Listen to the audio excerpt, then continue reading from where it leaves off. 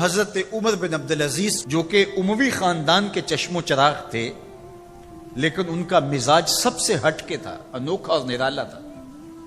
سلیمان نے ساری زندگی تخت و تاج کی بسر کرنے کے بعد سوچا کہ میں ان کو اپنا نائب بناؤں۔ تو خیر، جب ان کا انتقال ہوا تو لوگ دمشق کی جامع مسجد میں جمع ہوئے اور وصیت نامہ پڑھا گیا۔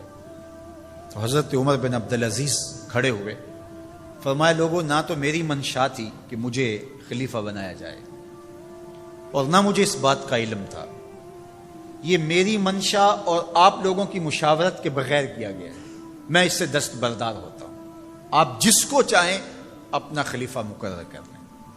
تو لوگوں نے کہا آپ ہی ہمارے امیر ہیں، آپ ہی ہمارے خلیفہ ہیں۔ تو آپ نے فرمایا کہ جب تک اللہ کی اطاعت کرتا رہوں تب تک تمہارا خلیفہ رہوں۔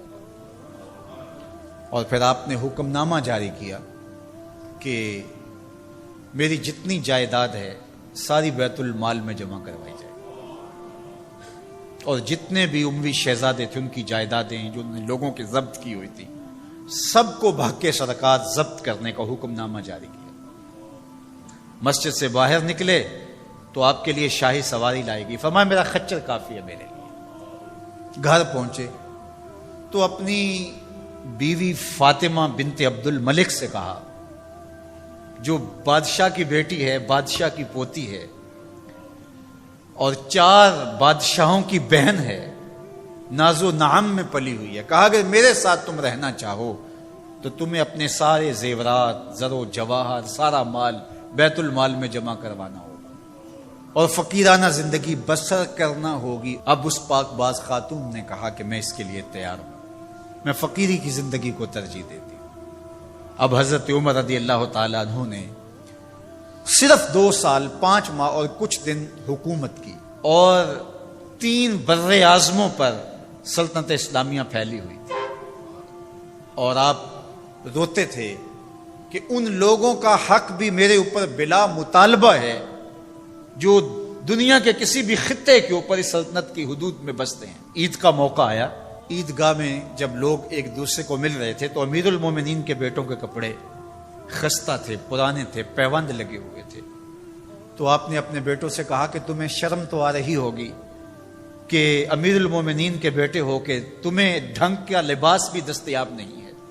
تو آپ کا ایک بیٹا عبد الملک بن عمر بن عبدالعزیز جو آپ کی زندگی میں انتقال کر گیا تھا، اس نے کہا ہمیں اس بات پہ فخر ہے کہ ہمارے باپ نے خیانت نہیں کی ہے، ہمارا باپ دیانتدار ہے۔ جب گھر آتے ہیں تو آپ کی بیٹیاں آپ کو عید مبارک کہتی ہیں، آپ سے ملتی ہیں، لیکن منہ پہ کپڑا دھرا ہوا ہے۔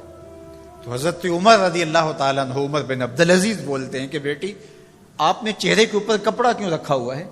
تو وہ کہتی ہے ہم نے کچے پیاز سے آج کھانا کھایا ہے، تو اس لیے ہم نے کپڑا رکھا ہے کہ آپ اس کی سمیل محسوس نہ کریں۔ تو حضرت عمر بن عبدالعزیز رو پڑتے ہیں اور فرماتے ہیں کہ کس باپ کا جی نہیں چاہتا کہ میری اولاد آسودہ ہو، لیکن میں آخرت سے ڈرتا۔ حضرت عمر بن عبدالعزیز رضی اللہ تعالیٰ عنہ کے 2 سال 5 ماہ اور چند دنوں کے اندر ایسا عدل پھیلتا ہے کہ لوگ کہتے ہیں ہمیں لگتا تھا آسمان اور زمین کے درمیان ترازو گاڑ دیا گیا ہے، ہر شے پوری پوری تولی جا رہی ہے، اور اتنی خوشحالی آتی ہے، اتنی خوشحالی آتی ہے، لوگ زکوٰۃ کے پیسے لے کے نکلتے ہیں، کوئی زکوٰۃ لینے والا نہیں ملتا۔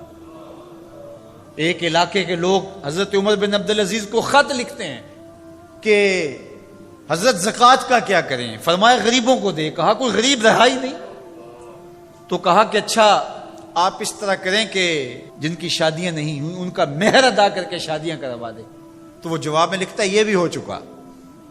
تو کہا لوگوں کو قرضہ دے دیں۔ کہا کسی کو قرضے کی ضرورت ہی نہیں ہے۔ تو پھر فرماتے ہیں اچھا غیر مسلموں کو قرضہ دیں تاکہ وہ کھیتی باڑی کر کے زراعت کے کام کو بڑھائیں۔ یہ عمر بن عبدالعزیز کا دور ہے۔ عدل پھیلا، نور پھیلا، روشنی پھیلی، شہزادگی کی زندگی سے ایک دم اپنے آپ کو ایک چھوٹے سے کٹیا کے اندر محدود کر دیا۔ اللہ اکبر۔ حضرت عمر بن عبدالعزیز رضی اللہ تعالی عنہ مسلمانوں کے نامور خلیفہ ہے، اور ان کو ان کے عدل، ان کے انصاف، ان کی سادگی اور ان کی زندگی کے اس خوبصورت طرز کی وجہ سے عمر ثانی کہا جاتا ہے۔